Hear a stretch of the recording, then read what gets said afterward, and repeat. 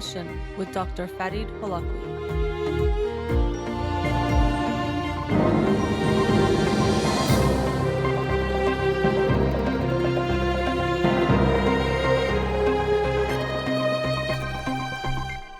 Good afternoon. Welcome to In Session. I'm your host, Dr. Farid Holakouee, and I'll be with you for the next 2 hours here on Radio Hamra. I have a guest on the show who I'll introduce to you shortly. You can follow me on Twitter or Instagram or like my page on Facebook to get updates on the show or suggest topics or books for the program. And the shows are uploaded at the end of each week to my SoundCloud page and podcast on Spotify and Apple Podcasts. So today, my guest is someone I know quite well, and many of you know quite well. Also, he doesn't deserve or need an introduction because of how wonderful he is. Also because I didn't ask him to send me anything, so I don't have anything to tell you. But he is incredibly intelligent and here to share some of his brilliant thoughts and to have a discussion with me on some pretty big topics like the meaning of life. Spoiler alert, we don't have the answer for you, but we will get into some of those. Well, speak for yourself, as he spoke for himself before I introduced him. Let me welcome to you Parham Holakouee. Thank you for joining me on the show, my brother, Parham Holakouee. Welcome. Farid, thank you so much. What an introduction. It's so good to be with you. I'm a longtime listener to your show, even longer listener to you. I was going to say, we both listened to each other maybe too long or too much. But nonetheless, today we said, let's start with the easy, small topic like the meaning of life and then see where that takes us. But it's something we've talked about a lot, and I've obviously on the show it comes up as well.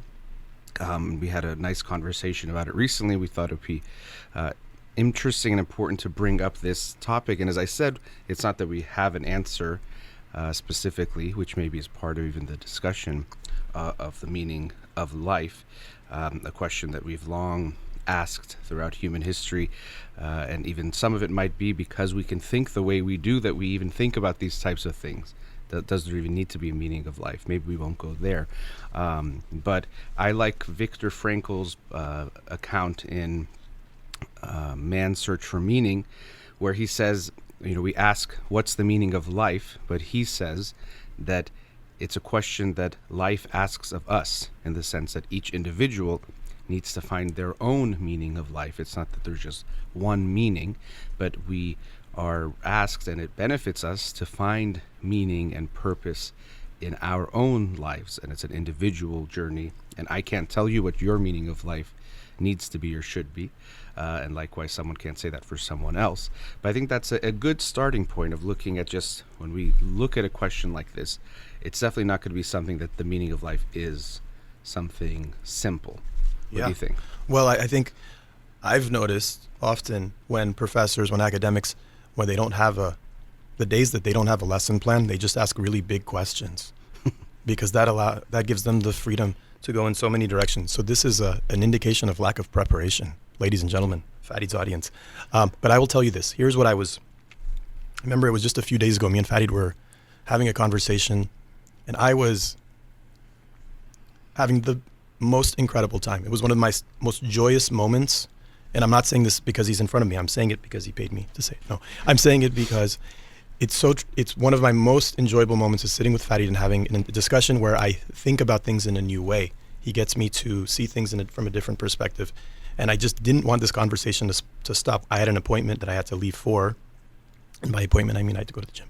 But I had to leave for that, but I just didn't want the conversation to end. And so I was hoping maybe there's some way. I was thinking to myself, I wish if other people could hear this conversation we're having, they would be so bored. But I thought it would be funny and fun if we could capture some of that here on the air, and by having it be a bit less structured than maybe we've had in some of our past discussions that were fruitful in a different way, but to leave it a bit more open and see where it goes. It's either going to be really interesting and exhilarating and fun, or a catastrophe. We're going to find out live on the air which of those two it is. Yeah, we might question our own meanings here after this conversation. But yeah, it was an enjoyable conversation. I think it was one that I like continuing it because it's not something I think I'm going to get a clear answer to, but it's something we continue to explore. So, there's lots of ways to look at what gives life meaning.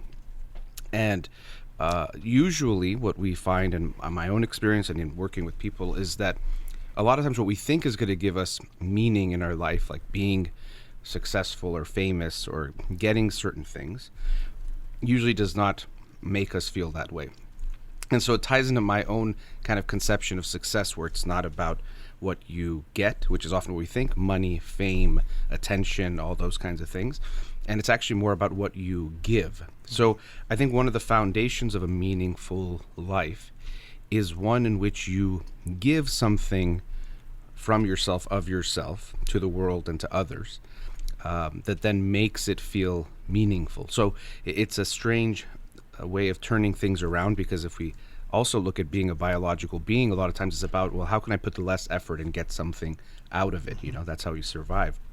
But when we look at what makes life meaningful or makes us content, it tends to be from what we give, not just what we're going to get. Absolutely. I think the journey of life then becomes determining what to give. And I think that requires two things. One is self-awareness, a deep awareness of who we are and what our gifts are, where we thrive, where we are able to contribute most. And then the second thing is almost, it seems like it's the opposite, but it's a look outward to the world. What does the world need?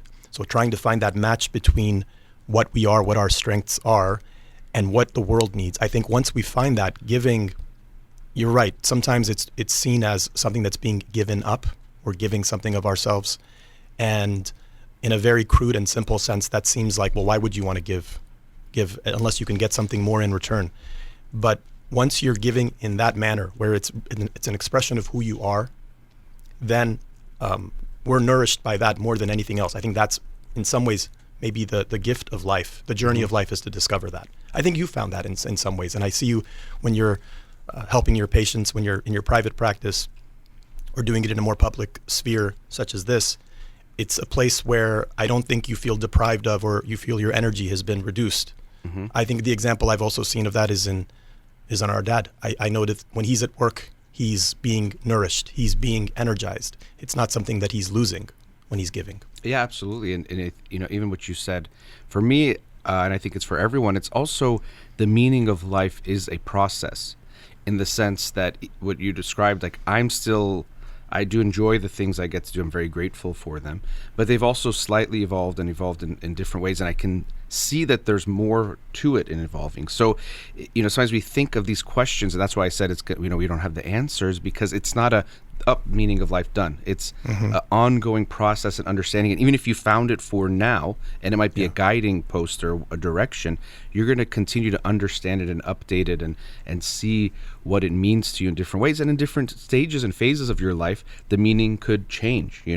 Our good friend Sina, we saw him last night, and seeing how he is with his son, you can see that was a layer of meaning that he couldn't have obviously had before he had his son, but now it's adding a meaning. So his meaning of life has changed, actually, in the way he was even describing it. That's become the most meaningful part.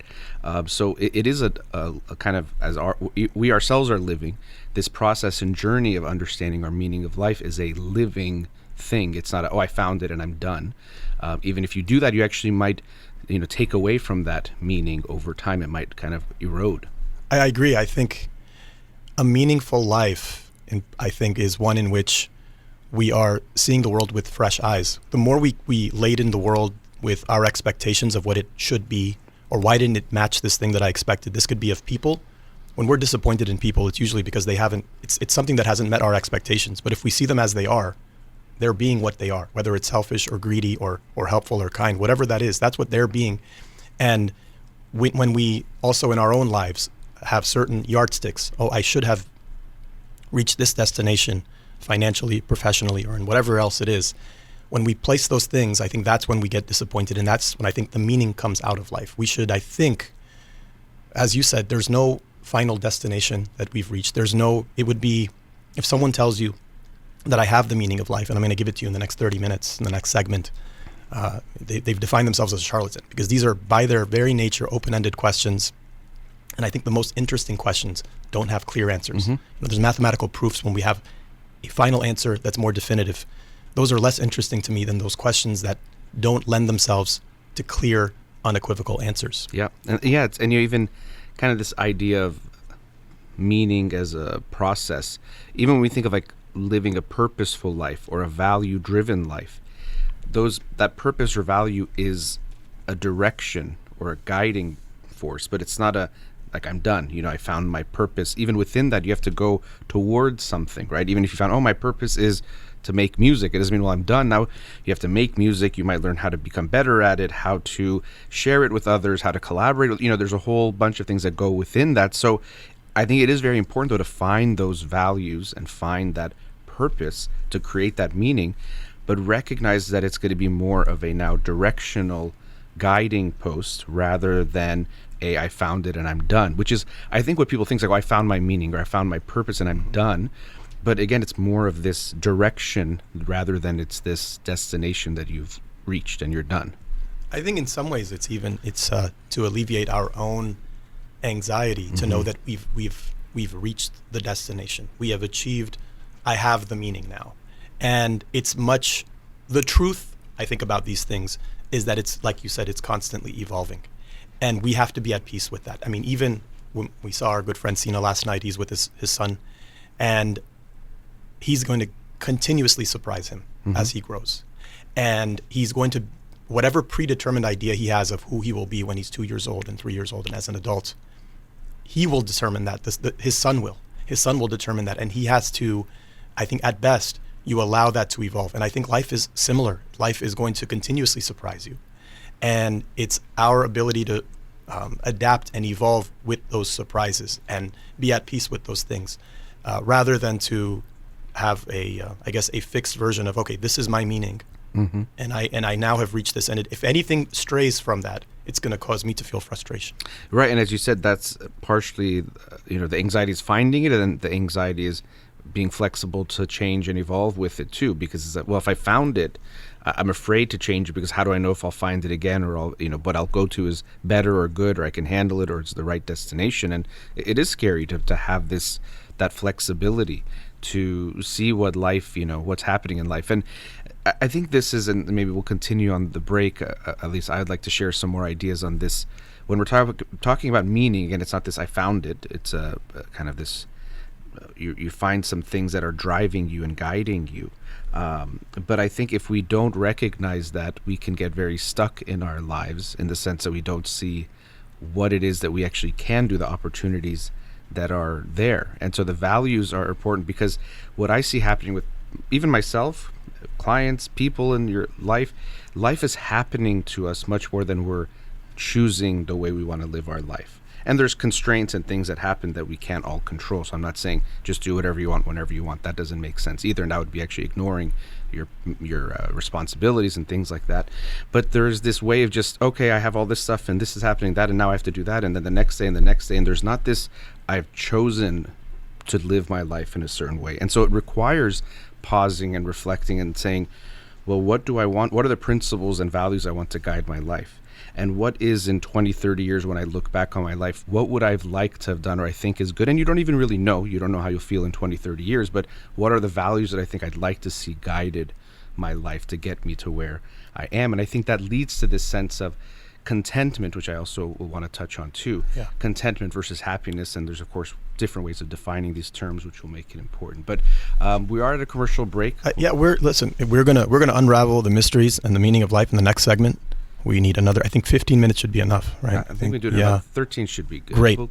Good. Let's go to commercial break. Again, my guest today, Parham Holakouee. We'll be right back.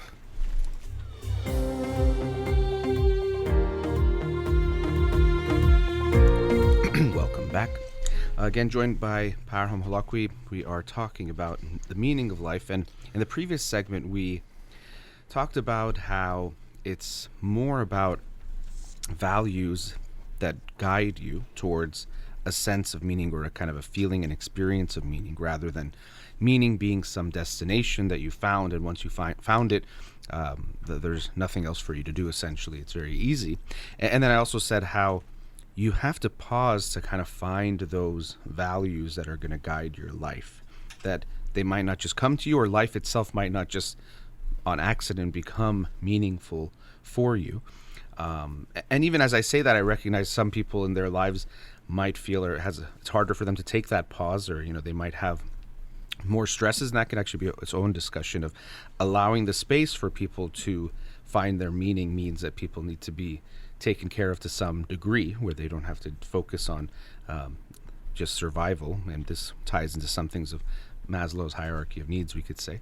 But we need to think about what are the values I want to guide my life. And I don't think all of us are really thinking about that often, or realize that whether you want to or not, there's things that are guiding your life values. You just maybe didn't choose them so consciously. And I think that's what I'm suggesting, is that take a conscious look at it, a purposeful look at what's guiding your life. To take a pause, I will say just a quick aside before we delve further into this. That entire commercial break, me and Farid talked. The only difference between on the air and off the air is off the air we just talk faster. The entire time. And I've lost my voice, having cough drops, so I should be preserving it, but I can't help it. When I'm around Farid, I just have so much that I want to talk about with him. But I think that self-reflection and self-awareness is crucial in my estimation. And I think even therapy is a big part of that. I mean, the fundamental principles of philosophy that began the inception of philosophy is know thyself. Know and understand who you are is the journey of life. And we never ultimately reach that. But the more we can understand ourselves, our biases, what makes us feel alive, what our fears are, the more we have an awareness of those things. And I think that does require a level of even mindfulness and pausing. Sometimes we have an immediate emotional reaction to something. But I think, and I've heard Farid say this in his programs, if we can take a moment and pause and recognize, oh, this is triggering me. I'm having a disproportionately angered reaction to this because this reminds me of something that I experienced in my childhood, for example. Or I haven't had enough to eat today. Something as simple as that. But being able to recognize where those emotions come from, allow ourselves to have a bit more peace of mind than to just be enslaved to where emotions and drives and impulses take us. And sometimes those same things can take us even into careers. They could take us into jobs. When we lack self-awareness, that's when I think we sometimes end up looking back and wondering, is this really what I want to be spending my time on? Or am I simply just subjecting myself to what others' expectations of me are? Mm-hmm. Yeah. Others' expectations is an interesting one because the people we admire for doing things, and we're actually going to talk about this later, are almost always people that did something that was different from what everyone else was thinking. That's what makes us admire them. But as you said, taking that pause, that self-awareness, reflecting on ourselves is so critical.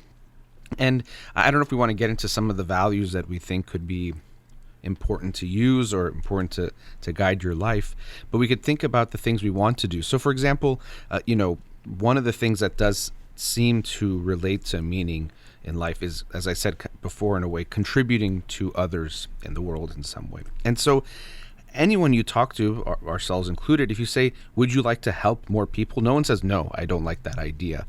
It's just like community service. Do you think it's good? Yeah, I think it's great. I would love to. I know a few people that might say no. Maybe not. Maybe there are some, but very rare.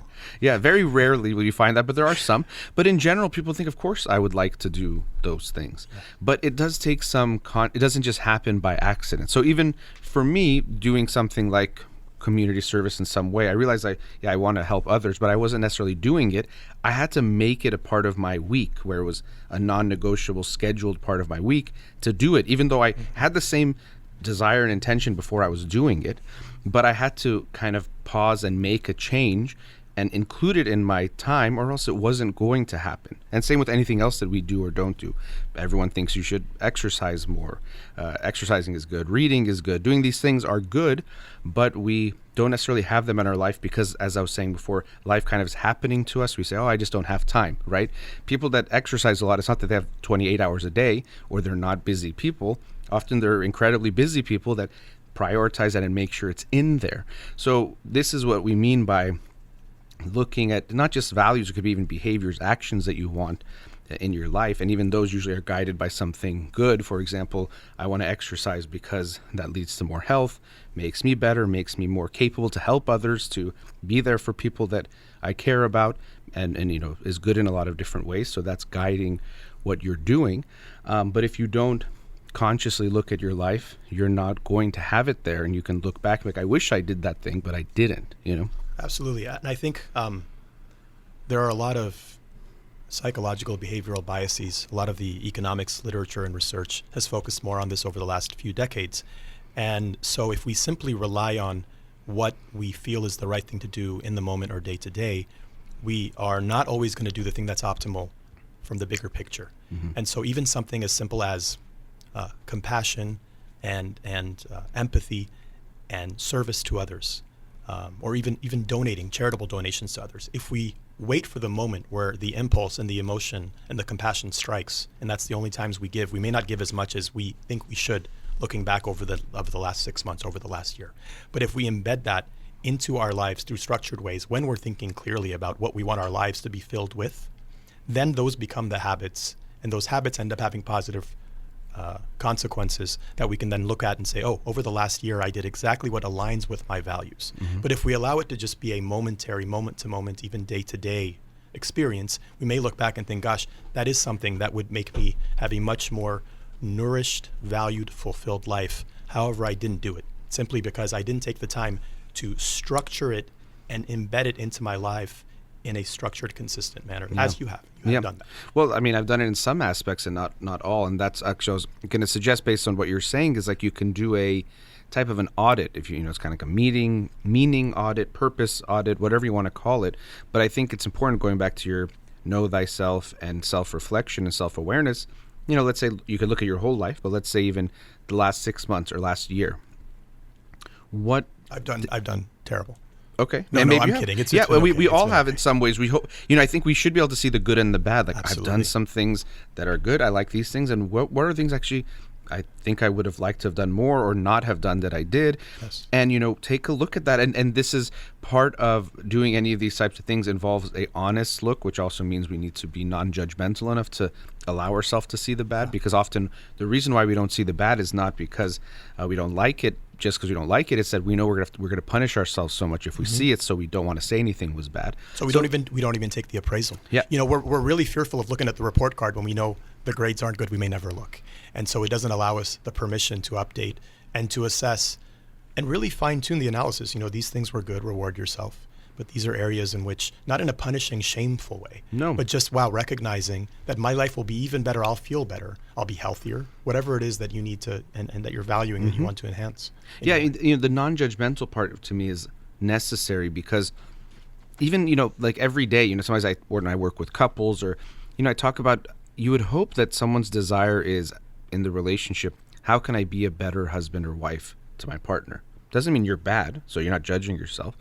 But if you really can't see how you could be even better, that to me means you're really not looking at all hard enough or clearly enough or openly enough to say there's no way you could have been better, meaning that you're saying you're perfect in that domain, which is not possible. So actually, we were watching basketball last night. Sometimes I use a basketball analogy. It's like, every time you shoot a free throw, if you're a good shooter, you expect to make it, but you also know that you're going to miss some. And then you keep going. But so you used to look at those.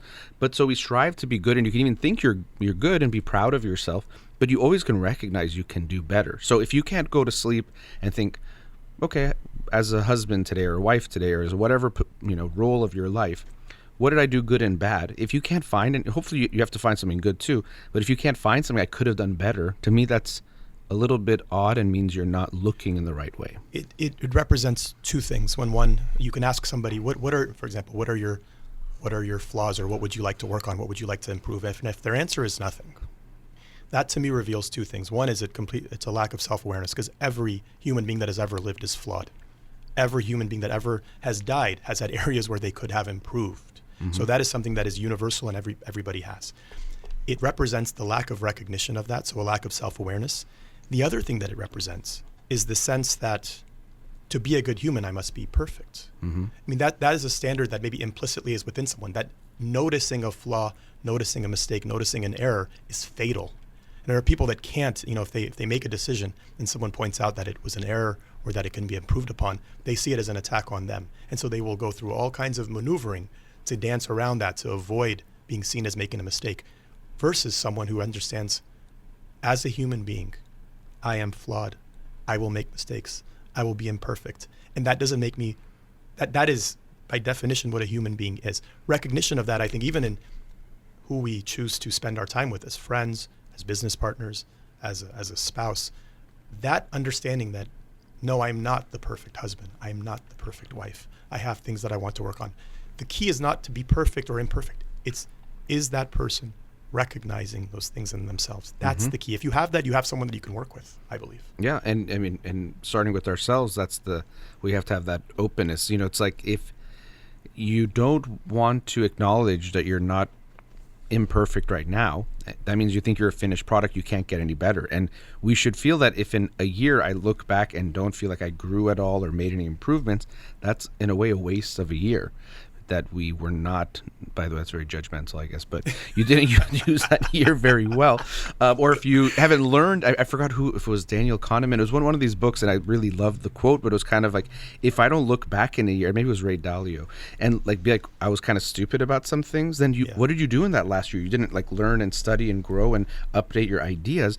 So you would hope that you actually look back, and which means right now in this moment, I can think I'm overall good in some things, but I know that I can improve. I know that I would hope I improve by next year in any domain of life, every domain of life. And so the only way we can do that is by first acknowledging there has to be something that can be better than what I'm doing right now, and that's okay. Doesn't mean I'm bad now. And as you said, sometimes our performance gets too tied into being loved, kind of in a perfectionist type of mindset, that we feel like I have to make sure I'm perfect, or else no one's going to love me or want me.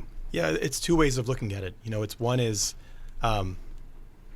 being threatened when you notice something that was an imperfection or you made a mistake, versus seeing it as just with an eye of curiosity and interest. Wow, that's interesting. I that's why I keep making that mistake. And recognizing that should be a moment of discovery. There should be joy in that. I've recognized this pattern, and this is why this has caused me some conflict in the past. Recognizing that shouldn't be, oh gosh, that means I'm really messed up. And I think we can even see that in the societal level. Society continues to evolve and progress, and hopefully be more open-minded and more inclusive and more compassionate. And that, when we look back 100 years ago and think, wow, we were terrible then, that's a good sign. That means that we're improving, and hopefully we do the same thing 100 years from today. Absolutely, yeah. We and even looking at that now, how can we, what might not be good about society in every level, right? Individual, even your relationship. So it's not that your relationship is bad, but how can we make our relationship better, together? And these things are tough. It's easy to tell someone, oh, just look at it and it's good to have flaws, but it's tough. It can hurt, it could sting, and you even want to pay attention to that. Sometimes in some domains of life, it's going to sting more because you might put more value of who you are based on that. So if you really value being, let's say, in your profession, then you might be, hard for you to hear feedback there. If you value being a parent, you might, do that. And in general, you might have the mindset that I shouldn't be doing anything wrong. I need to be perfect, and keep updating that. And so we kind of shifted away from specifically looking at meaning itself, but recognizing that you need to look at your life to see what you can change to go towards that. And I think after the break, maybe we can get a little bit back into the meaning conversation and looking for that, searching for that, developing and that meaning in life.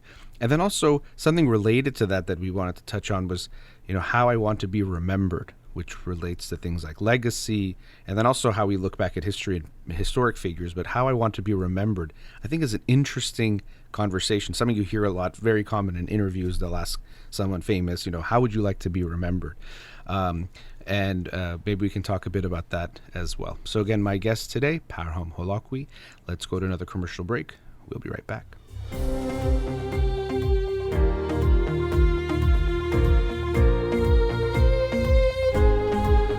Welcome back. So my brother Parham and I were talking about some topics related to meaning, purpose in life, and we had to come back to that. And so, it is this glorified concept too, and maybe we can talk a bit about that meaning, and us maybe talking about it glorifies it further, but I'll leave it at that for now. But when we look at what gives people meaning in life, sometimes people think it has to be their job or their work. I think it could be great if it can be that, or you find some meaning in that.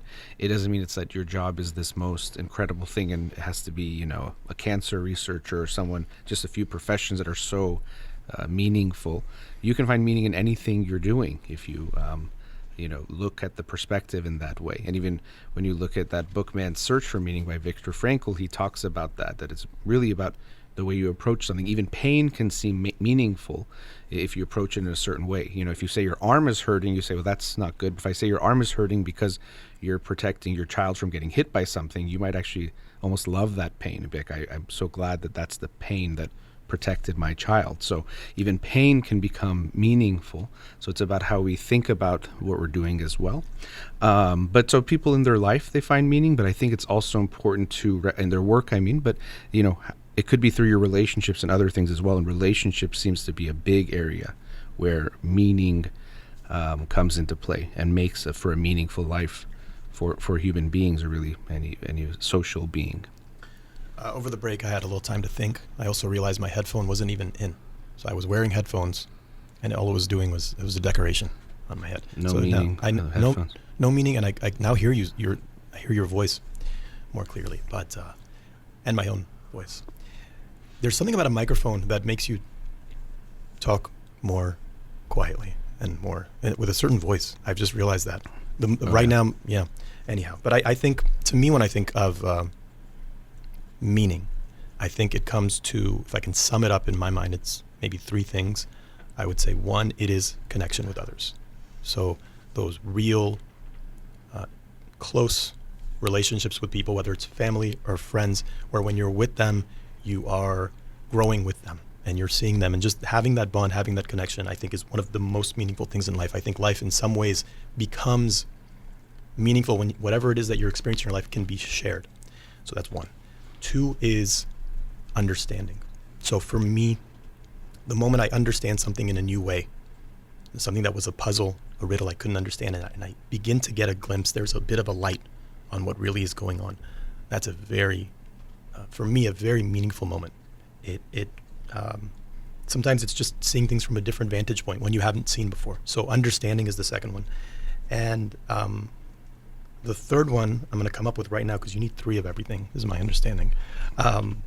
But I do think it's service. I think it's serving others, contributing in some way, which we led the discussion with, is being able to somehow see that your efforts and what you're putting into the world is benefiting someone else. I think the nourishment we get from that, from seeing that happen, is quite valuable. And I think hopefully we can get that in our careers. But I think sometimes it sets the bar really, really, really high for what a career should be.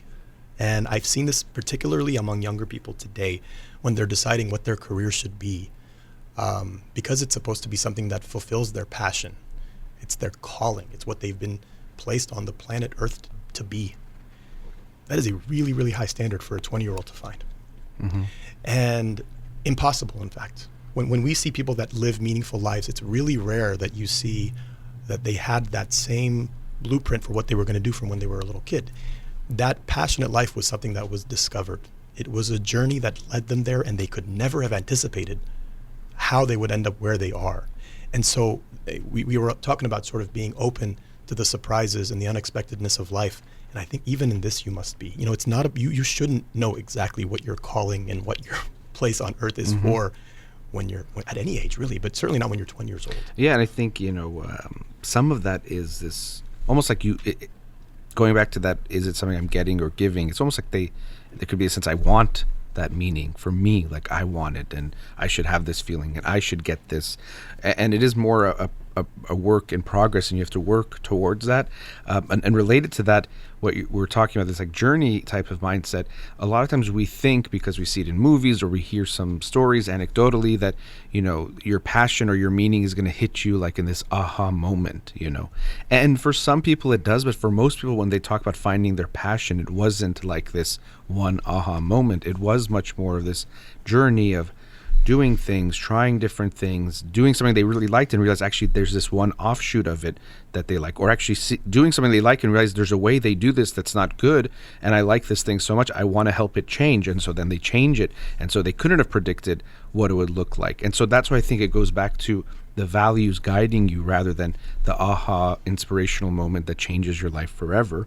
They happen, but they're much more rare. Just like in therapy, people think that it's going to be, okay, we find out it's because you're the mom did this or the father did that or this happened in your life, and then everything's going to change. But change in therapy is very slow. And I think that also relates to this issue of the meaningful things in life are kind of slower burns. They take time. You create something, you do something meaningful, you invest in relationships, which means it's just moment to moment focusing on something. But it's not these big, exciting, flash in the pan kinds of moments that people might be looking for. And I think, unfortunately, it's a tendency we have as beings to just want an easy way out. But with social media and other things, what you see online, it gives people this idea that it's going to be that. And I think it's unfortunate because I think people are looking for the wrong things, and often they actually find the fake things that burn out quick and doesn't last and doesn't give them actual meaning. And then they look for the next meaning for themselves rather than recognizing the journey they'd be better off finding for themselves. Yeah, I mean, to me, a good life is not a moment and then a happily ever after. It's this sort of this baseline level of peace of mind and contentedness. That's what we're after. It's much less exciting, and it's much harder to encapsulate that in a movie or in a story. We human beings like to receive information in the form of stories.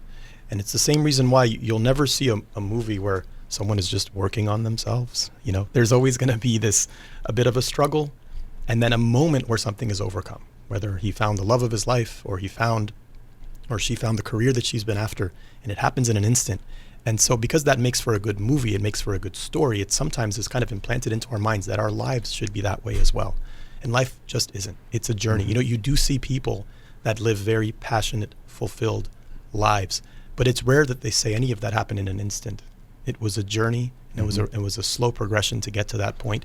And oh, by the way, the best part was the journey. The best part was the progression. The best part was the struggle. So don't say that, but when this is again about reaching a particular destination or yardstick and think, okay, when I get that amount of money, then I'm happy. When I find that spouse, then I'm happy. The happiness comes from the person you become as you're pursuing those things. So that hopefully, I think it's almost like a trick that's played on ourselves. We overweight what it will mean when we reach $1 billion or reach that type of CEO or status. Or what really matters is who we become as we go on that journey. If you talk to people actually that achieve those huge milestones, what you see and what you hear from them is that, no. This was interesting for a moment, and then it became stale overnight when I had that amount of money or I reached that status or that fame. What really was meaningful is who I became in the pursuit of that. And I think it's what was driving me if it was for the right reasons. You feel like you're doing the right thing, and now you're not guaranteed a result. And I think that's the thing about, as you're saying, it's meaning is in what you're doing, not necessarily what's going to come of it. It can, but we don't have a guarantee. But if what's driving me is living a kind, compassionate life where I'm helping others, I'm working on bettering myself and bettering the people around me, the exact results that are going to come of that are less important than the process, as you're saying, the journey and how that's going to make you feel. And then, you might get happy, say, oh, this happened, we helped these people, or this project turned out this way. It's going to feel good. But then it's not going to be over because you actually are driven by the values, not by the destinations. We sometimes need goals that can drive us in a way that keeps us going. But overall, the guiding force is going to be those values. And you mentioned about this fleeting kind of feeling. And this is where I mentioned at the top of the show, I think there's a distinction now, again, depends on definitions of happiness, which I mean like a momentary feeling of happiness, and what I think is more something like contentment. And sometimes people use the definition of contentment for happiness, so you have to always look at how people are describing it, especially in research, things like that. But contentment is this overall satisfaction and good feeling about your life in a more broader sense, not just in the moment. So you might feel, happy, and to me, actually a content life will have lots of very unhappy moments in it, because when you connect with people, when you connect with life directly, you're going to have to face the ups and downs if you actually want to connect with the world and connect with other people. If you make your goal, which I think many people have, is just to feel good, happiness, and that's what you see a lot of pop psychology might promote that, it leads to very empty feelings of, okay, maybe you're happy for this moment, but now the next thing, it is like chasing a high. Whereas a contentment, which means I'm happy with how I've lived my life, I'm happy with what I've tried to create in my life, that sense that we want to strive towards to me is something much more meaningful. And that longer lasting aspect of it is a slow burn and a slow grind to get there.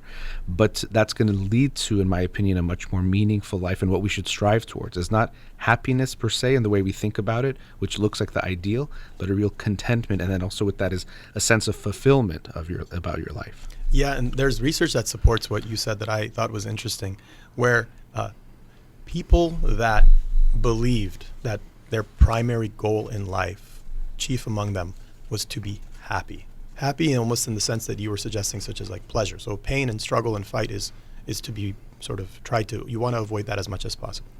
Those people ended up actually being far less happy. So people that prioritize happiness as the guiding principle or value of their life tend to be less happy.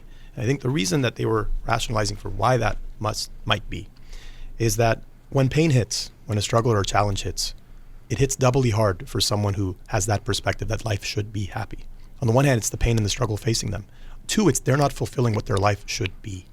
So they're failing at life when they're not happy. Mm-hmm. Versus someone who sees struggle, challenge, stress, responsibility, disappointment. These are all on the pathway to a meaningful life. These are all, they expect them, here's the struggle that I knew was going to come. Mm-hmm. Here is that challenge that they said is on the journey to becoming something. So that's a very different perspective that one will have than someone who says life is supposed to be joyful and happy. And the moment a struggle hits, they will either deny it, avoid it. They certainly won't confront it with eyes wide open. And with the sense that this challenge is actually to be relished. Life is never going to be free of challenges. It's about choosing the right challenges. Mm-hmm. And a good life, you can somehow try to find a life that doesn't have challenges. It won't be a meaningful life and a good life.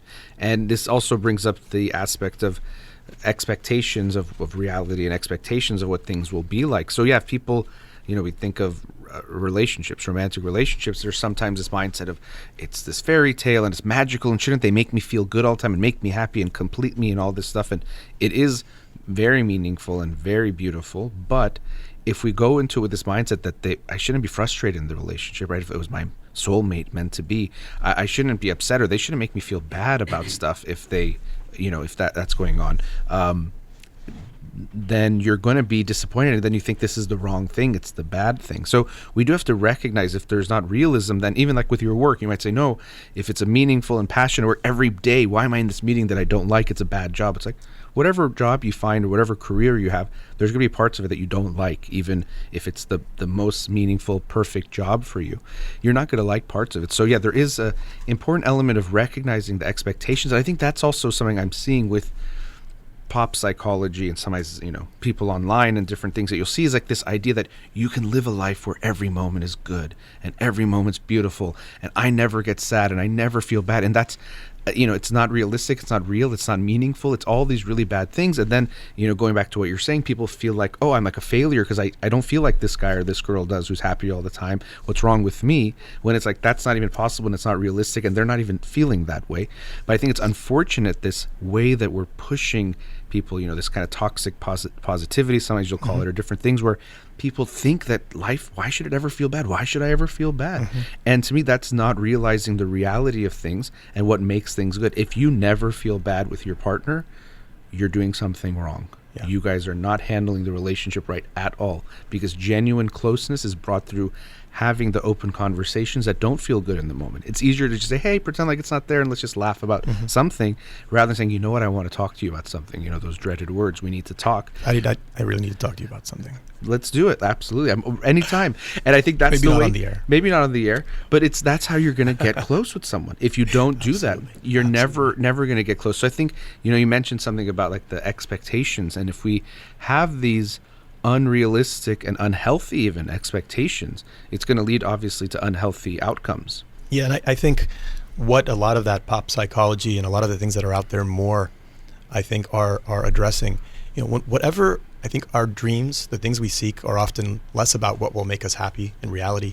It's more about what's lacking in our lives now. So when we're feeling burdened, financial burden or emotional pain, what we seek out is someone who is a life that's free of those things. And so they often will present, I've seen many people who are self-improvement types who will come and say, my life is perfect. Mm-hmm. I have all the money that I want. My life is free of burdens. I have nothing but love in these things. And they paint a picture of a life that's free of struggle and free of challenge. And that is impossible. It is completely unrealistic. But for the person who's in struggle, that's exactly the most alluring thing. It's much less appealing to say to them, hey, you know the struggles you have now?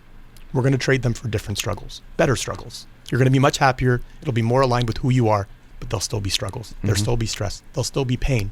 We're going to upgrade your pain, basically. Yeah. And that truly is what we should be after, though.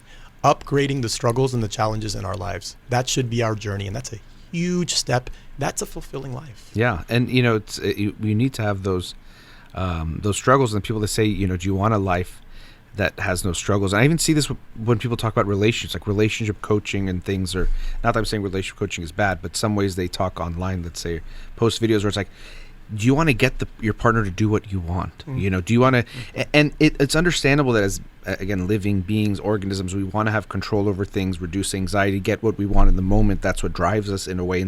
If we don't actually go to a higher place, we're going to be driven by those moment-to-moment drives all the time. And I always think, like, I don't want for me or for a loved one to be in a relationship where the partner does what they want all the time. That's like an abusive relationship, and what controlling, domestically violent relationships turn into is about this control thing. But we sometimes think what we should want in life is to get everything I want when I want it all the time. And that's not even good for us, healthy, realistic, but it's not a good thing. If you tell me, yeah, my partner does everything I want every time I want them to, I'm like, oof, that sounds really, really bad. Unless you mean they're very open to hearing my desires and needs, and we meet each other's needs, that's good. But not in this kind of control, which I think people make the goal, is that I should just have control over my life and what I want, and that's not even healthy. And as you said, what we have to realize is, what are the struggles we're choosing? They're going to be there. So it's not look for the struggle-free life, but look for the meaningful struggles of life that lead to something good. I think you brought up a really good point there.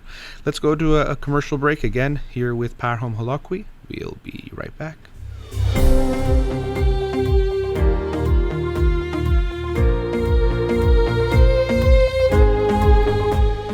Welcome back.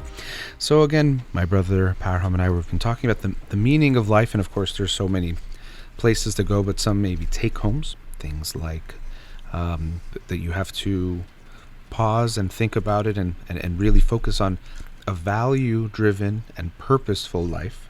That is very important. And the things that tend to give us meaning, things like relationships is a very big one. Any of these long-term studies of happiness, which also I think are often looking at contentment, feeling good about your life, show that relationships, the quality of your relationships, are very important. So we want to make sure we focus on those. And then also contributing, giving something to the world. We can have a tendency as living beings to want to get and take, and what can I get? But we see that really tends to make people feel content is what they gave to the world. And so how can you contribute to others and make the world a better place, and whatever is meaningful to you? And that's nothing. It's not that everyone should focus on this problem or that one. You focus on what makes sense and is meaningful to you. I thought we can change, not completely change gears, but it relates to this meaningful life in the sense of people saying how they want to be remembered or their legacy. And so I have some thoughts I've talked about on the show recently, but I don't know what are some of your thoughts to get this conversation started on this topic of people with legacy. And of course, this even relates to history and how we remember historical figures and people in the past, and how we treat heroes and celebrities and all the people in the present as well. But looking at each individual, what do you think about this concept of people, they'll ask them, how do you want to be remembered? What do you think about that? Well, I just hope they remember us through the commercial breaks and come back. Yeah. For now. But that's all the memory that I need. That itself is a gift. Thank you for coming back, those of you who are back. I wonder if when I think of how we should be remembered, it takes me to who we remember today. Mm-hmm. Who do we pay attention to? Who do we glorify? What are the names that last and are enduring throughout history? I think that represents a lot about not just our history. It represents what we value today. Mm-hmm. It represents what it is that we are giving importance to for today's society. Of course, when we remember the past, we are getting a story of what brought us here, the history that brought us here, and I think that has value. And that includes the good, the bad, the people that are villains. We remember people that we despise because they were part of that story. But in who who we remember and look up to and are inspired by. I think that's really important. And I think, even discovering ourselves, it's not just a process of looking within ourselves and sitting in a room all day. It's about, we discover ourselves through others and through looking out and through art and through literature. The way we find who we are is through experiencing the world around us. A small child, a small boy will look at his father, will look at other male figures to determine what is a man. What does a man become? And I think we do the same thing as we become adults. That's why we should read literature. That's why we should read poets and philosophers. And that's, I think, part of what an education is for. An education is in part, it's not about just finding the world out there. It's looking out into the world to find who you are. Who you are is found, and the more that you can draw from, the more great figures, great minds that you can draw from and understand their lives, their stories, their contributions. I think the more richer your version of yourself that you discover can be. Yeah, I think the part that I can find issue with to a degree is when we say great figures, is the way we kind of make people these heroes, that they're all good, when we're admiring something about them, whether it's an action or some way of thinking or something like that. And I think we make people all good, and it leads to this, and I don't want to get into this kind of debate of things we actually talked about a bit last night, but about how we look at historical figures. I think the problem is that we try to make them all good because that's how we praise them, is that they're these, gods in a way sometimes. And then so if we find bad things about them, it creates these things like, well, we can't make them gods, but maybe we should have never made them gods in the first place. We should have said, oh, I admire that this person did this. That's wonderful. Not the great so-and-so who was this. That's mythologizing them. That's not accurate. That's not real. But I think that's how we've done it. And so then it creates these issues when we're like, well, if we find out this person did something bad or the history shows them a little differently, how do we do that? And it can be hard to reconcile. That's like, no, he or she, usually he in most of history we've had, is a god. So no, they didn't do something bad, or we have to completely tear them down. And it gets very complicated. So I think that itself is a whole issue of how we've looked at people, which is also how we look at people now. So maybe I will add this part. I think we should be aware of it. We can't just control how people think and feel, but as a society evolving, I think the movement towards not creating gods out of people, which we still do with celebrities, mostly with celebrities, even with athletes. We were watching sports last night. Different things that we do, we put people too much. We create these hierarchies and distinctions that they're better than everyone else. And I think that's actually very unhealthy. We could admire, wow, this person's very good at basketball and I enjoy them, but they shouldn't now be elevated to some status where they get certain rights or privileges that no one else does, or they can treat other people worse because, hey, it's so-and-so. People even say that, well, it's so-and-so, so I have no right to question what they're doing. I think that's very unhealthy. And so when we have a more balanced way of looking, oh, I really admire, oh, that's a beautiful song you made, not, oh my gosh, you made that song, so now we have to make you this and people should treat you this way. I don't think that's elevated. And actually when we do that, then we're just enjoying them for what they do, that we're appreciating, and not as you are this god or goddess now that we're going to praise in such a way and treat in such a way, which also leads people to want to become those people for the wrong reasons. I don't want to be a singer because I want to share a beautiful gift that might actually help people feel better, connect people, move people, all that.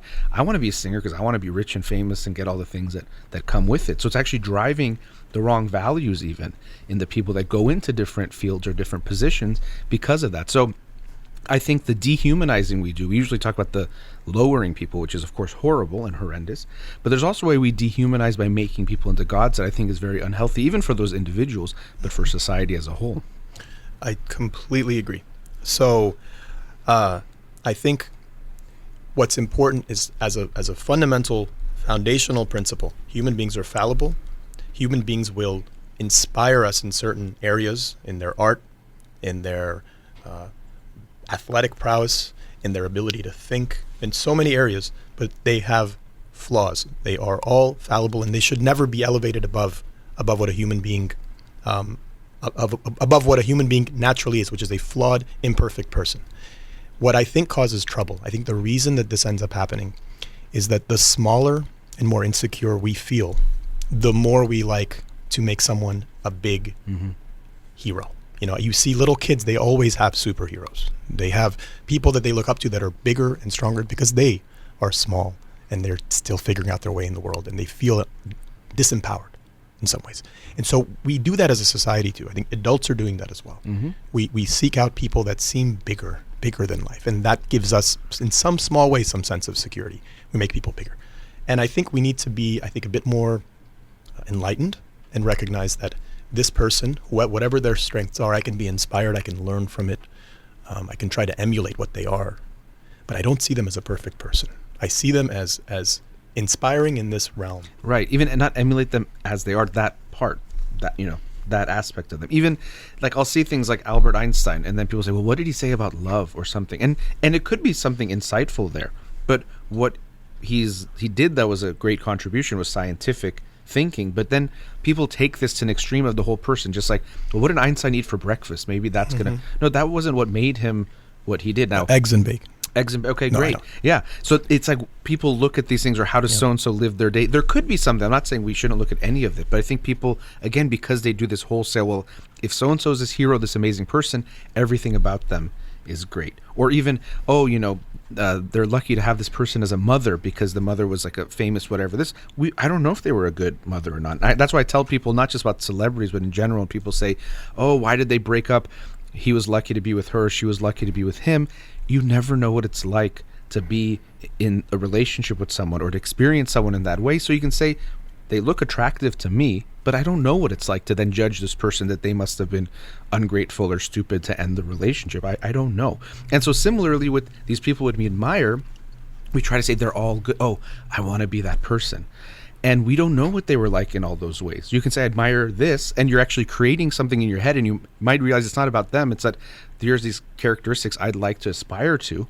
But to say it's them that is that, probably is that you're creating and conflating a bunch of things that aren't actually there to make this story that, as you're saying, feels good to us, but is not necessarily based in reality. It's just an alternate reality we're creating in our head. I don't know what kind of a, person Einstein was. Like, there might be some things about him actually that you can see what he was like, but to say I want to admire, be like Einstein, to me is off. I can say I want to model his intellectual curiosity and his way of thinking differently. I think those are attributes that, at least from what I can see of him, are admirable. But when we put people in a dehumanized God level, I think it's harming us in multiple ways. Absolutely. I think there's examples of this. You see it, for example, among people who are tech entrepreneurs. Often they want to emulate Steve Jobs. Steve Jobs was a visionary. He was one of the most important figures in all of technology and what he was able to achieve. But he was he was known to be very rude and very controlling and just mean to people, mean to his employees, and had some issues in his personal life. Now, we're not going to relitigate what he did or didn't do. But people will emulate those aspects of who he is. Oh, to be a Steve Jobs, that means I need to be rude and cruel and indiscriminately fire someone just because they said some small thing. That's what Steve Jobs did. There's stories of him doing that, and people will emulate those things. Those are not the things that made Steve Jobs who he is.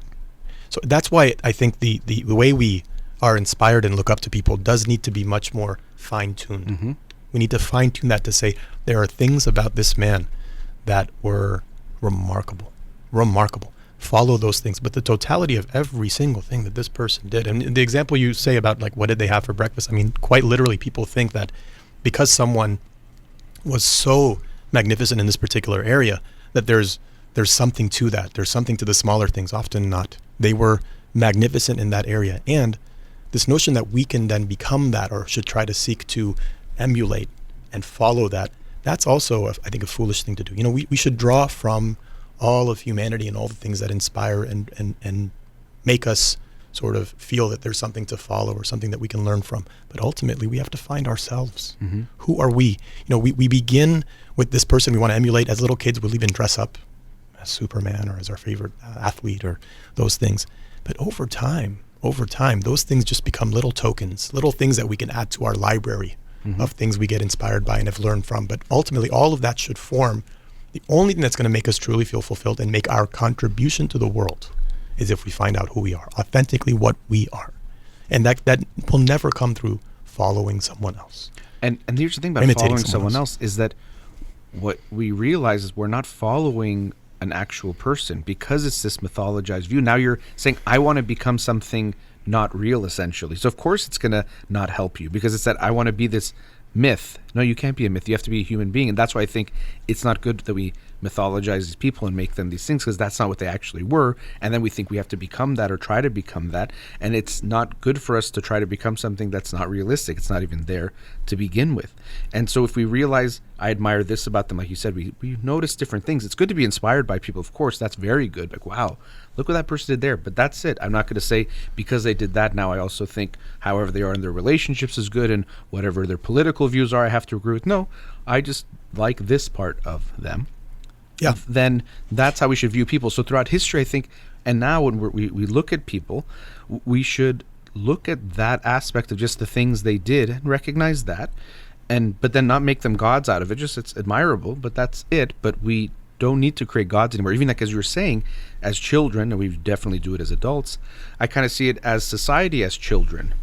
As society evolves and grows and matures, I would hope that we move away from that of mythologizing people and making them gods because we need it, because we advance a bit more and see that, there isn't these huge distinctions. There are things that people do that are remarkable. I'm not saying everyone's doing is the same, but people are essentially not that different, that we put them in these pedestals and then put these people down and put this, and we see throughout human history, that's what we've done, is elevate and denigrate different people, individuals, and groups, and that's not healthy. So I think as we evolve and mature, we'll move more away from this making people gods and goddesses and letting people all be people, which means we can all learn and be inspired by each other, but no one is that much better or that much worse than anyone else. I agree that I think the smaller and more insecure an individual is, or a society is as well, the bigger our heroes must be. Mm-hmm. The bigger we look up to, that man or that, who led our country or who led our people, we make them gods. And I think the smaller we are, the bigger that they need to be. I think the more enlightened view is to see that this is a part of our history. Another piece of this, the reason why I think we really glorify or deify human beings when we look back, is because it makes the story easier to tell. To say that this scientific discovery, if you look at the actual history of science, it's rarely about the figures that get all of the credit. Mm-hmm. It's a team of people, it's a progression of things, it's who they were able to build their science upon. But one person gets the credit, because it's much simpler to tell that story, to say Edison did this, versus to say, well, it's much more complicated. There were many people involved in this. That's a much a less tidy story to be told. And so we do that, but we should be cognizant of that. Mm-hmm. We're doing that for the convenience of telling a more interesting, compelling story. And we talked about this last night. I was saying how I actually like that when we look at the vaccine for COVID, there isn't, a person that Sarah so-and-so created the vaccine, or Joe, this person is the vaccine, as a lot of other scientific discoveries have been. And maybe science has also evolved in the community of science and things, but still it's usually more complicated when you go back in time to say this person developed and discovered this alone. I think it's that Newton quote that if I've looked further, it's because I stood on the shoulder of giants. But I like that the vaccine doesn't have just it's one person. It's a community. It's based on science and people's discoveries, and even discoveries that were done maybe 50 years ago contributed to this discovery.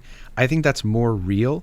As you said, I think it's easier to tell the story to say this person made this person did that.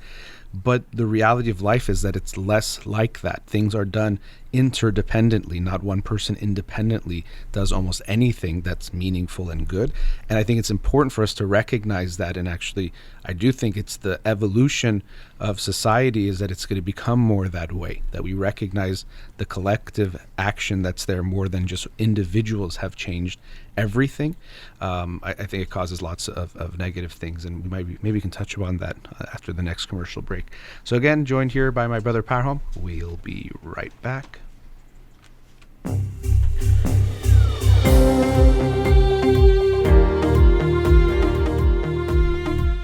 Welcome back.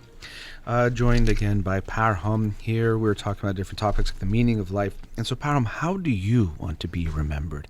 I'm actually kidding. I don't like that question. I think it's a strange one, and it is brought up a lot. How do you want to be remembered? Now, I'll give you a detailed list of all of the things, just like I gave you for your introduction to me. Yeah. Line by line. Okay, looking forward to it. So, to me, part of why this question even comes up, first of all, there is this way that we glorify heroes, so people want to be one of those. That looks great, right? Don't I want to be so-and-so? That there's statues and holidays and different things commemorating them and celebrating them, and everyone looks up to them. Of course I want to be that. I also think it's related to our sense of self, and so we have this way of biologically want to propagate our genes, send them to the future generations and for them to keep going. But there's a sense of wanting my sense of self in a similar way to continue, to not end, right? So I want it to keep going in a way. But when I think of, should we want that even to be remembered for, in that way? I don't know if it really makes sense. First of all, now it could get into what you think of afterlife, and if after you're dead, can you communicate with this world or see what's happening in this world? But what difference would it make to me if in 500 years they're talking to me? Now, right now, I can say it sounds like it feels good to me if that happens, but in reality, if I think I'm no longer here, the way people talk about me, should I put a lot of emphasis on that? And I don't think I should. What's the difference there? To me, what I would hopefully focus on is leaving an impact that continues. I might not even get credit for it, be recognized for it, or it might trickle down in ways that there would be no way to trace it to me. But it's going back to leading that and living that meaningful, purposeful, value-driven life, that if I think some things are good and important, I should focus on doing those things, making those positive changes in the world, not on will they remember that I did it in 500 years, because to me that has no meaning, no real significance, and should not be driving me. Now, if you do good things, they might remember you, but the intention should be do the good things. Now, they remember you or not should be secondary, or almost we shouldn't even focus on that.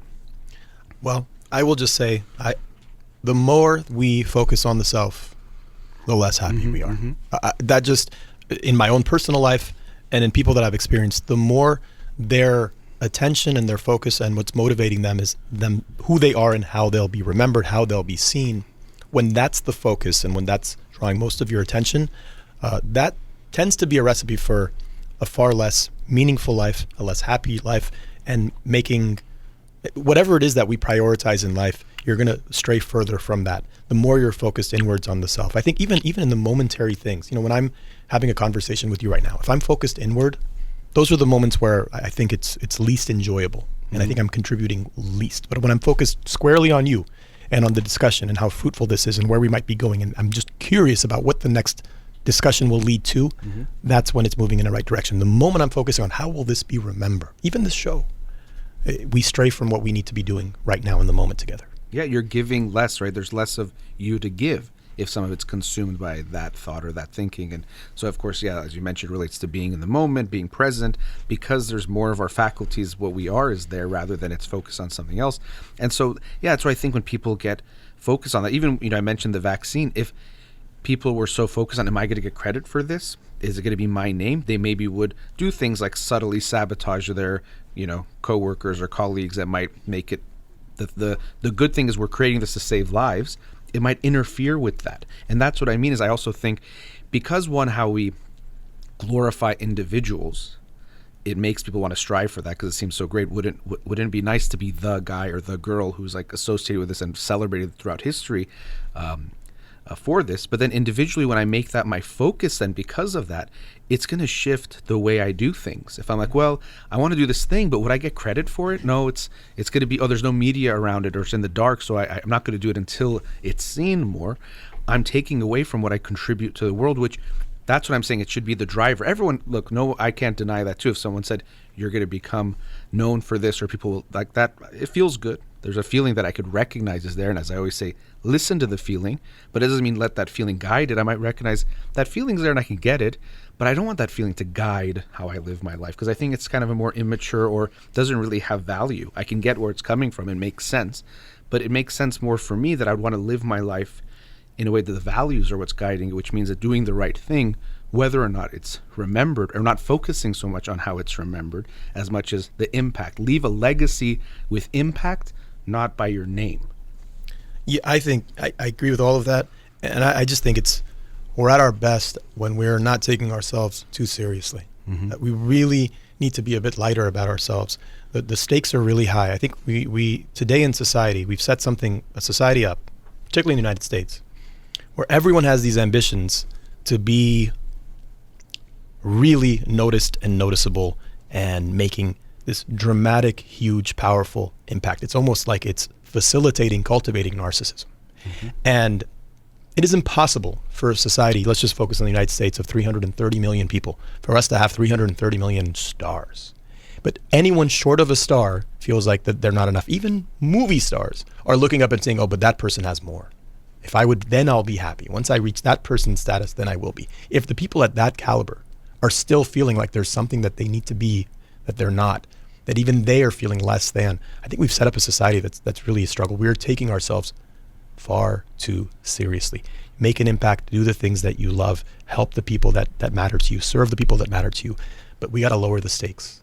I think even what I see this in students, undergraduate students who come to me for career advice, and they are expecting to find something that is nearly impossible in their spouse or boyfriend, girlfriend, in their career, what their life should be.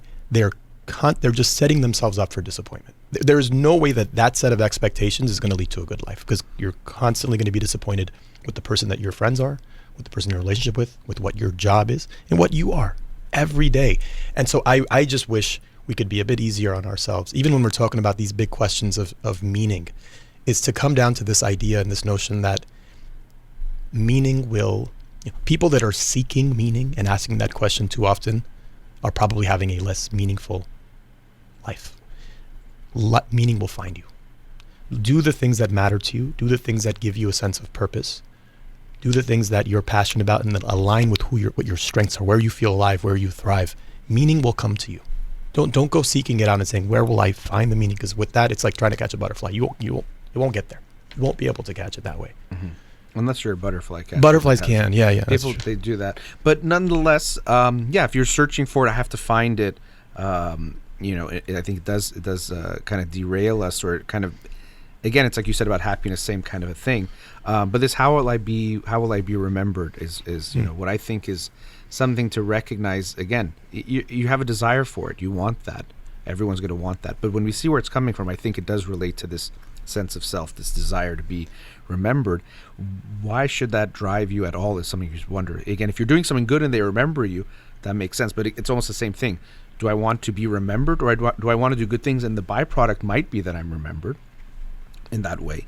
That should be the driving force. But usually people are thinking of, will they celebrate me in some future time? Again, the desire, the feeling is understandable, but I think we always have to look at, well, what's driving anything that I'm doing? Do I want to be a good parent and people see that I'm such a good parent, or do I want my child to feel good about it? The first one. Exactly, right. And that's how people are living life. Even with social media, this desire of, I want people to see me and think, oh, what a great dad, or what a great husband or wife, relationship goals. Unfortunately, we're being driven even in this being remembered in the moment in a certain way, but going down further. And so that goes back to the intention. What is the intention? Is it to, if you talk about being a good parent, the way we measure that is not if other people say, oh my gosh, what a great mom or dad, or look at that, is how does your child feel in relation to you? That's the defining characteristic, which might not get any attention. No one will know except for your child and experience. And if we realize what is supposed to drive your parenting, that's it. There was a moment that was very telling. It was this animated short movie I think that we were watching together not long ago, where there was just this one moment that really stood out for me, where the father was with his child, and the child was acting in a certain way that everybody was being somehow disrupted by it. And the expectation of everybody around, all the adults, was that he would act a certain way towards the child. And he had to choose between doing what would be acceptable to the masses, all of the other adults that would be judging him, or doing what was right for his child. Mm-hmm. And he chose to do what was right for his child.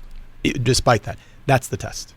Because that's where it becomes, sometimes those two things are aligned. Being a good parent and being a good parent in the eyes of others, they're aligned. Sometimes they're not. Often they're not. And in those moments, what do you choose to do?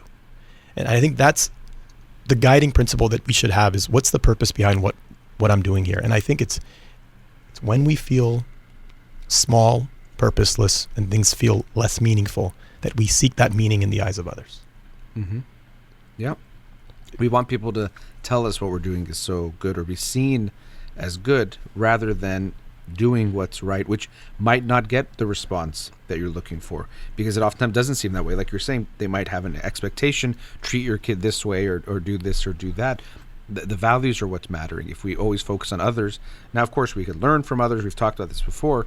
Even today, you might get inspired by others, so it's not that you only are looking inward, but we have to look at anything that we're doing. The result of it, or what should be driving it, is something necessarily different than how it's going to be remembered or seen.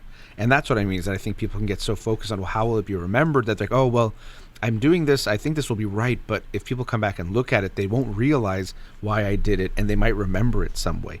And I don't think that should be in any way driving what you do, is that, well, when they come back to our lab, they don't realize that I did this test unless I start it tomorrow morning when the camera is here to see that I did it, so I'm going to wait till tomorrow.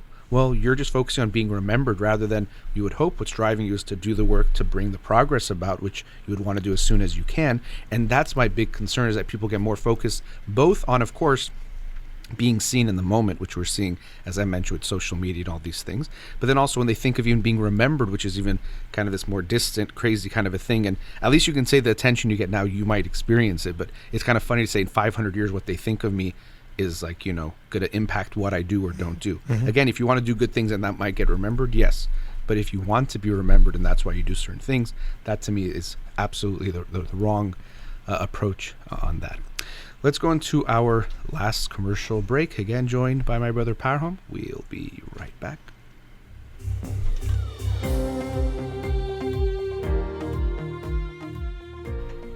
Welcome back.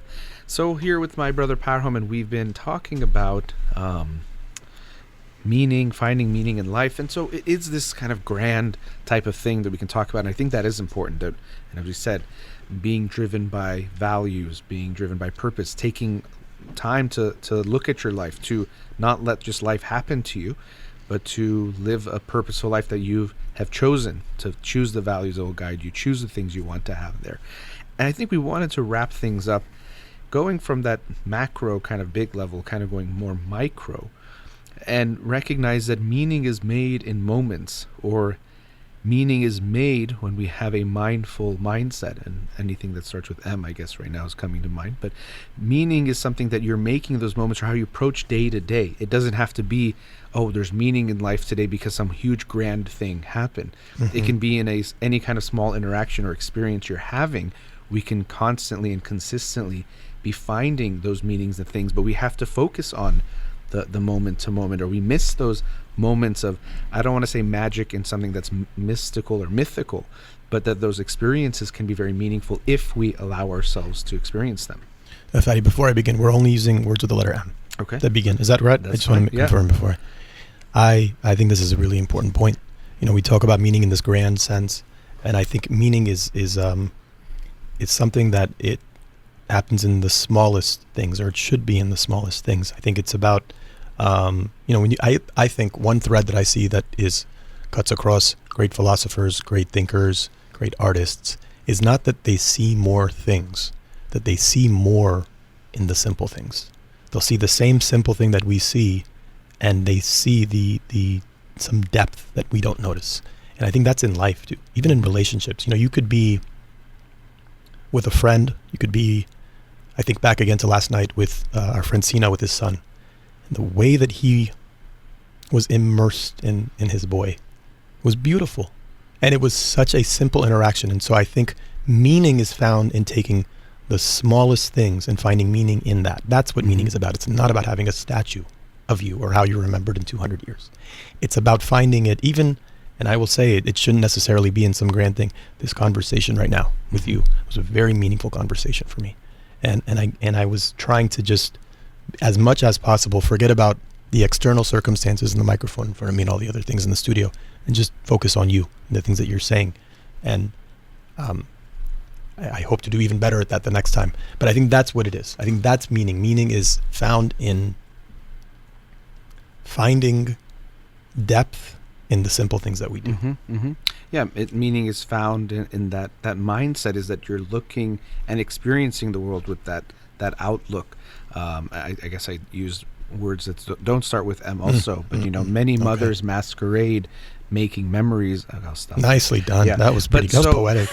So, but you know, what we experience, as you said, is it's there in front of us a lot more of that meaning. And I think this is actually one of the complexities or challenges of life, is that having the macro and the micro both. So this is something I talk with parents. You mentioned, let's say, our friend Sina, but anyone who's a parent, that you have to be in the moment with your child, of course, for your own enjoyment, but even in the sense of like helping them. So they come to you with a feeling or an experience, and you're in the moment with them, that that made you sad, that made you upset, you empathize, you share. But as a parent, you also want to make sure you have that macro level, so you don't get too tied up in this moment of, oh, my kid is sad, or some friends, made fun of him, or he did something aggressive, so he's going to turn into this. You have to be able to macro that, okay, this moment is here, but it doesn't mean it's like everything and forever. So, and even just in our own experience, we are in touch with our feelings, but we know our feeling won't last forever. So there is this going back and forth with a lot of different things. And I think meaning is similar in that sense, that you want to be driven by these values and purposes and look for that overall meaning that to be in your life. But really, to enjoy that, you have to be in the moment and find the meaning in the moments as well. Absolutely. I think we were talking about this too. Sometimes we try to take things from the moment as well, right? Part of that is taking pictures or taking a video to capture what this is. And I think most of the time, or even a joke, there's a joke and, let's repeat. Remember that moment? You had to be there. You go and you try to recreate that thing. And it tends to not live up to what it was in the moment, because of certain things that allowed you to, in that moment, get lost in what was happening. And that's difficult. The moment you're recreating something, by definition, you're sort of taking yourself out of the moment. You're trying to take and pull from a different moment and take from it and bring it into today. And I think, again, it is an interesting paradox, because we do need to be cognizant of the future and cognizant of the past. And particularly as a parent, a small child is almost always completely in the moment. That's what's interesting about a small child. Seeing this little boy, and he's just completely immersed in the thing that he's doing right then. And that's a beautiful quality. I think we should even learn from that. But we do have to be aware and go back and forth between, this has consequences. If this child consumes this thing, it's going to cause a lot of trouble. I can't just completely get lost in the mystery of what's happening right then. I have to be aware of the repercussions, the consequences of things. So kind of dancing back and forth between those things. I think when I think of this, for example, in teaching a class, or even any discussion that you have, it's good to have some level of preparation, some guideposts, some objectives, some goals.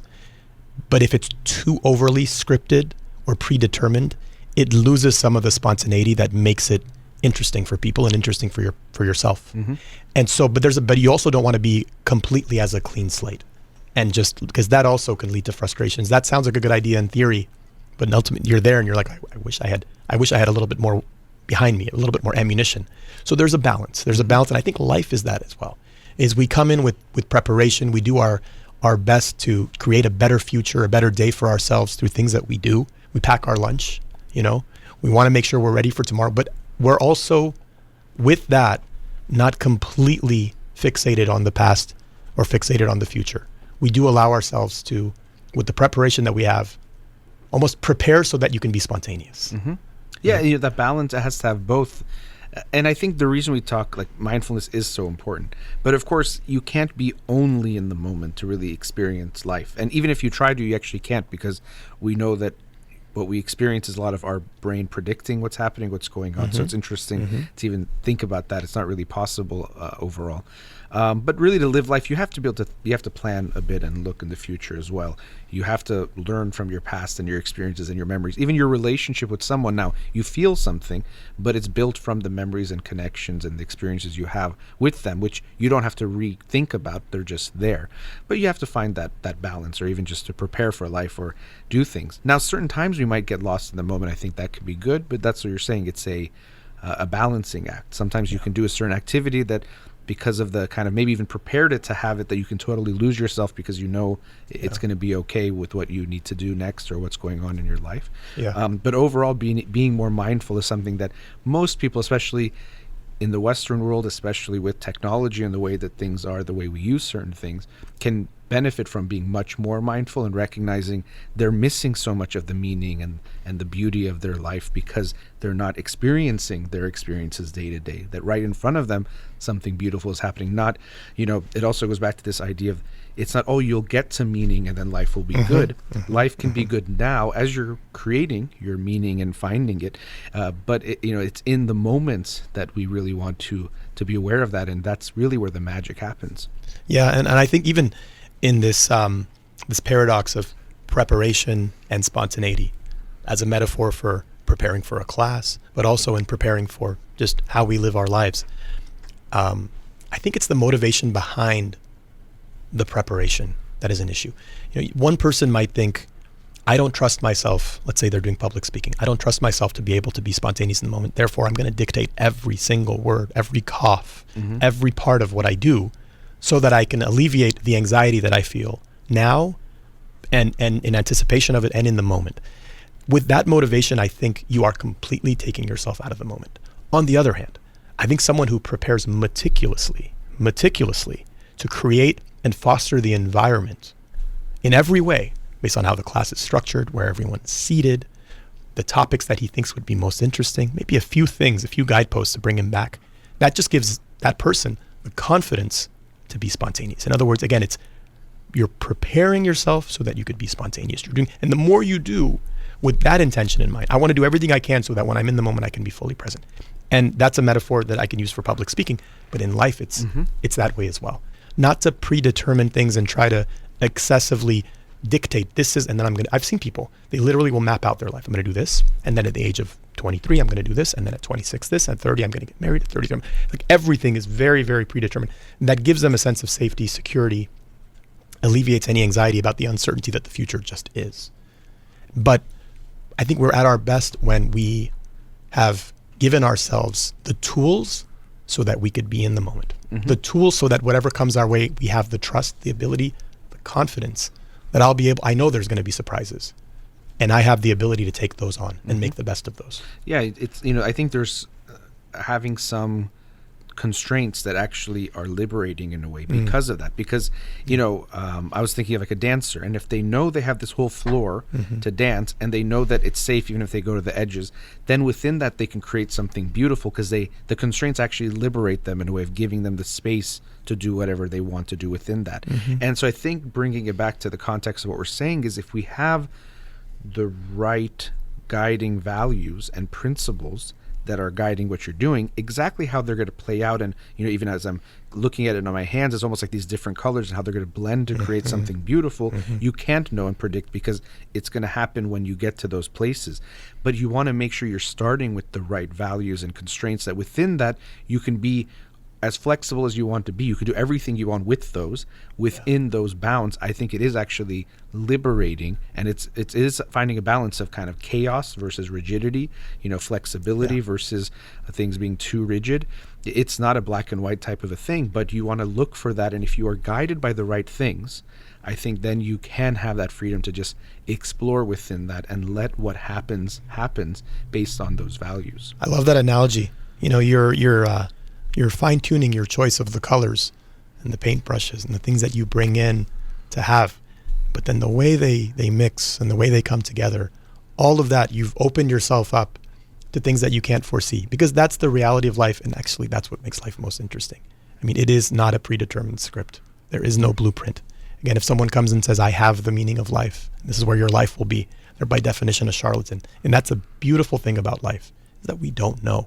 And so we come with the proper tools. And one of the proper tools is our own self-awareness and our self-confidence that we will be able to withstand and overcome the challenges that come our way, the surprises that come our way.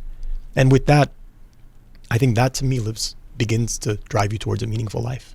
A meaningful life that will be full of surprises and full of new meanings that you don't see today that you'll discover in the future. Yeah. And I think that's kind of maybe a good place to wrap up, as we have a few minutes left, of finding those values for yourself that will guide your life. I guess first, even taking a step back, recognizing, I think that we should want to live a purposeful and meaningful life and make that a focus, as you brought up, not just thinking of happiness, and as we usually do it, it's more elusive than if we make it maybe a byproduct of what we're doing, but looking at life, looking at what kind of life you want to live. And it could be, as we said, looking at other people and what they've done. So I did talk about not making them gods and goddesses, but we can learn from others and what we've seen. We should be learning from others. Right. Yes, we have to learn from others. So we can look at them and look at life and what we want it to look like. And we can't, as you said, make a map that this is exactly what my life. And that's the thing when people say, oh, look at so-and-so, they did this at this and that. You can't say, because you don't know if that's what your journey is going to have along the way. But finding those guiding principles, the things you want to see in your life or want to create, and then you can live in more moment to moment once you're guided by those things. You're not going to know for your 30th anniversary exactly what you're going to do with your partner, but knowing that you're going to focus on creating a loving, respectful, caring relationship, you have faith and belief that you'll find the right thing to do together then. You can't prepare for it now. You have to let it get to that point to know what even feels right. If you actually try to prepare for it now, you'll miss so much of what actually really exists then to make the best decision then, And people do that a lot with life. In 4 years, am I going to want to do this or that? You can't know. And you have to just trust that when you get there, you'll make that decision there, because you don't have all the information, which includes these 4 years and what's happening at that moment, to make that full decision of exactly what to do then. Being guided by the right principles will help you make that decision better, but thinking you can know today what to do then means that you're trying to, as you said, formulate a map that's too detailed for your life, where it's more about picking those right colors and those right values and creating that life. Beautifully said. Beautifully said. Values, principles that guide us, and an openness to how those will play out, how those will manifest themselves. I think that's the balance that I think we should try to strike. Yeah, and as we said to start the show, we weren't going to answer the question of the meaning of life. There was no spoilers there. I said that we can't really answer it for you. We do that over this commercial break. We do give the answer. Unfortunately, we're at the last commercial break, so we can't. Maybe we'll have to do it solo. But meaning is something that we strive for. We try to create, but we want to take a step to look at our life to create that for ourselves. And definitely, relationships are one of those things that makes it meaningful. Forever grateful for my relationship with my brother Parham, who joined me on the show today. Parham John, thank you for being here. Thank you, Farid. Thank you for saying that last part that I paid you extra to get. That's an extra thing you give to the host. No, thank you so much, Farid. I treasure our relationship. And more than anything, something that we didn't get enough of here, maybe you don't hear of, Farid's the funniest human being I've ever met in my life. Oh. And sometimes that, because of the seriousness of the topics, that doesn't come through, but he makes me laugh harder than I've ever laughed in my life. And very, very grateful for this conversation, but more than that, grateful for the best gift ever given to me was having a brother like Farid. Bless your heart. Thank you, sir. Again, pleasure to have you on. Thank you. Have you back on soon. Big thank you to Ghazaleh here in the studio. You've been listening to In Session with Dr. Farid Holakouee. Have a wonderful day.